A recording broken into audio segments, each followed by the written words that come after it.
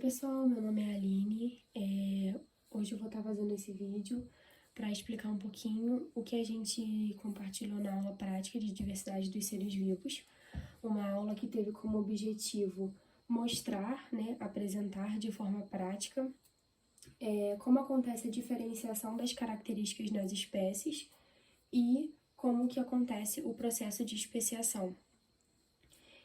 Isso tudo foi feito por meio de um método dos dados, em que para decidir quais dos dois indivíduos, sendo esses o mutante e o nativo, sobreviveriam, a gente joga um dado e, a partir do critério estabelecido pela simulação, a gente decide, de acordo com o número que caiu no dado, qual dos dois indivíduos que vai sobreviver. Se vai ser o nativo, que vai ser sempre colocado na cor vermelha, ou então se vai ser o mutante, que vai ser colocado nessa simulação, nessa primeira simulação, na cor amarela. Bom, na primeira simulação, a gente tem 10 indivíduos. Cada indivíduo origina um indivíduo semelhante a esse, ou seja, temos 10 indivíduos, sendo esse do lado esquerdo, cada um originou um indivíduo igual. Na primeira geração, então, como está aqui na minha folha, nós temos 10 indivíduos nativos, na cor vermelha, e nenhum indivíduo mutante na cor amarela.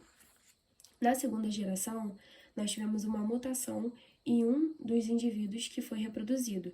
Então, a gente tem aqui os nativos, os ancestrais.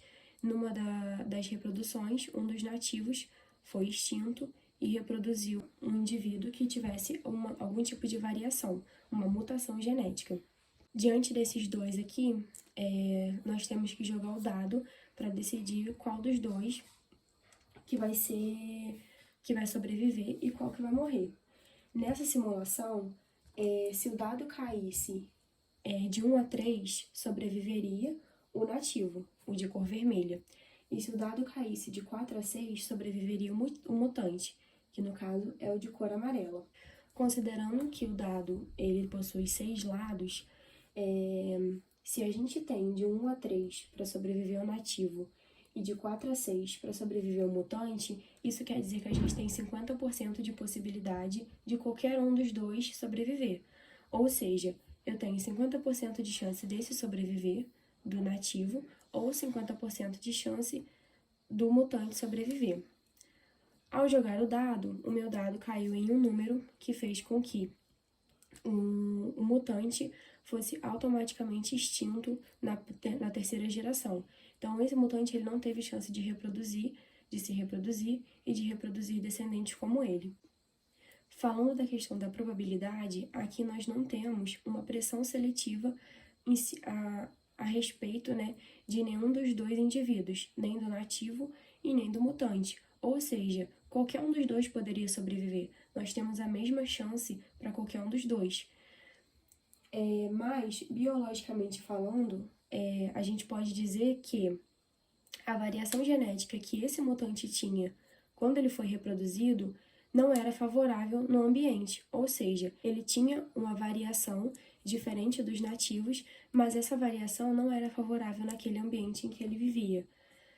Já a variação que os nativos tinham era favorável ao ambiente em que eles viviam. Na simulação B, segue o mesmo contexto de reprodução da simulação A. Cada indivíduo vai reproduzir um indivíduo semelhante a ele.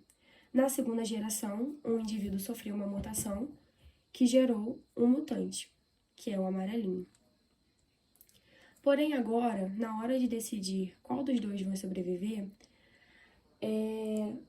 o número 1 vai favorecer o nativo e os números de 2 a 6 vai favorecer o mutante. Ou seja, a gente tem uma quantidade muito maior de números que vão favorecer o mutante do que o nativo. Então, a chance daqui do mutante sobreviver e reproduzir outro mutante, desses dois mutantes sobreviverem e irem se reproduzindo, é muito maior do que acontecer isso com o nativo. Na minha simulação, foi exatamente isso que aconteceu. Eu comecei com 10 nativos e nenhum mutante. Na segunda geração, houve um mutante. Esse mutante sobreviveu gerou mais um, ficamos com 8 nativos e 2 mutantes, e assim por diante, até que na sexta geração o nativo foi extinto e o mutante sobreviveu. Com esse resultado, a gente tem também duas formas de observar isso.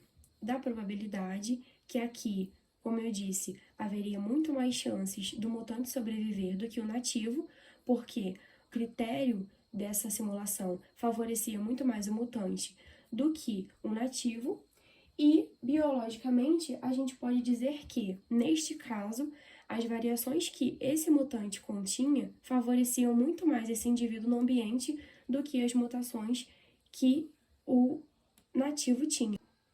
Então, na simulação C, a gente tinha uma espécie, né, de 20 indivíduos que viviam numa determinada área, né, e essa determinada área foi atingida com o aparecimento de um rio e dividiu, formou uma barreira geográfica dentro dessa espécie.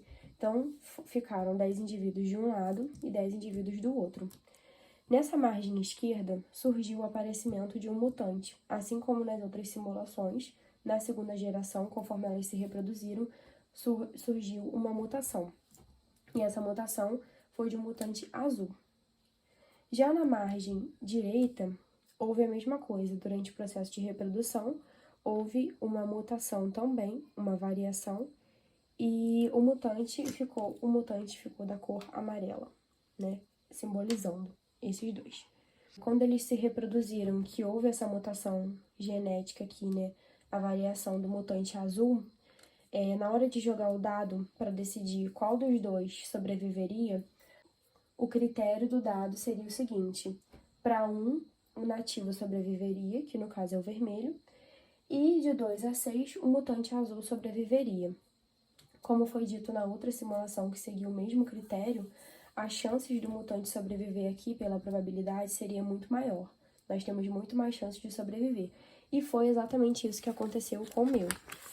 Como tá aqui, olha, o meu mutante, ele foi se reproduzindo, até que chegou o momento em que o nativo foi totalmente extinto e o mutante sobreviveu.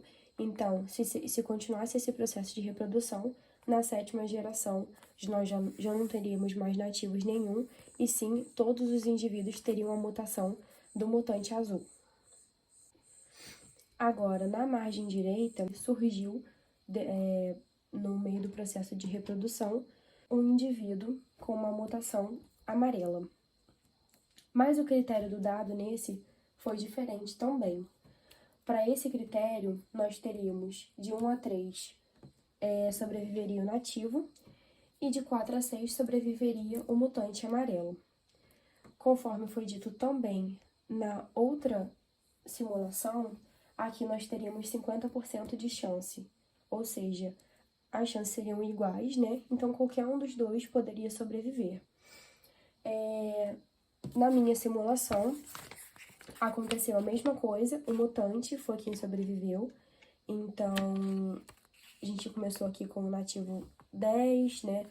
Nenhum mutante. Conforme foram se reproduzindo, os mutantes foram aparecendo, foram permanecendo, até que na sexta geração não tinha mais nenhum nativo e todos os mutantes já tinham sobrevivido. Bom, aqui nós já temos as nossas duas novas populações. Então, a população da margem esquerda, que todos os indivíduos sofreram a mutação, né? E todos eles se tornaram os mesmos indivíduos com a característica genética do mutante azul.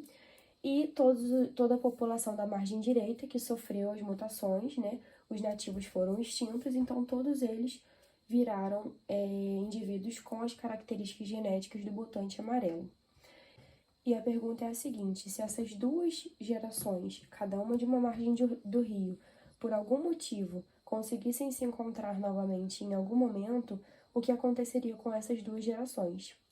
Bom, como o próprio enunciado já diz, essas duas populações, elas não são sexualmente compatíveis, ou seja, os indivíduos azuis não têm possibilidade, né, de se reproduzir com os indivíduos amarelos. Com isso, a gente já pode afirmar, né, apresentar o conceito de especiação das espécies, que essas duas espécies vieram do mesmo ancestral, que é o indivíduo vermelho, né? Conforme elas se dividiram, essa daqui sofreu as modificações e se tornou totalmente azul, e essa daqui se modificou e se tornou totalmente amarela. Elas se tornaram tão diferentes, mesmo vindo do mesmo ancestral, que elas não possuem mais como se reproduzir, por essas características serem tão diferentes. Ou seja, elas não conseguem gerar um indivíduo em comum. Então, a gente tem a formação, né, de duas espécies diferentes. E é assim que acontece o processo de especiação. Como elas não podem mais se reproduzir, os amarelos vão dar origem aos amarelos e os azuis vão dar origem aos azuis.